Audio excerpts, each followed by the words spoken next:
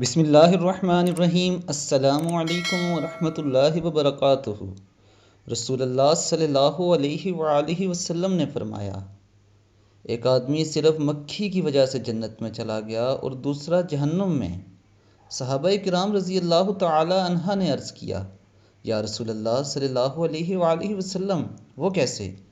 نبی اکرم صلی اللہ علیہ وآلہ وسلم نے فرمایا، دو آدمی ایک قبیلے کے پاس سے گزرے۔ اس قبیلے کا ایک بت تھا جس پر چڑھاوا چڑھائے بغیر کوئی آدمی وہاں سے نہیں گزر سکتا تھا۔ چنانچہ ان میں سے ایک شخص سے کہا گیا کہ اس بت پر چڑھاوا چڑھاؤ۔ اس نے کہا، میرے پاس ایسی کوئی چیز نہیں۔ قبیلے کے لوگوں نے کہا، تمہیں چڑھاوا ضرور چڑھانا ہوگا، خواہ مکھی ہی پکڑ کر چڑھاؤ۔ مسافر نے مکھی پکڑی اور بت کی نظر کر دی۔ لوگوں نے اسے جانے دیا، چنانچہ وہ اس چڑھاوے کی وجہ سے جہنم میں چلا گیا۔ قبیلے کے لوگوں نے دوسرے آدمی سے کہا کہ تم بھی کوئی چیز بت کی نظر کرو۔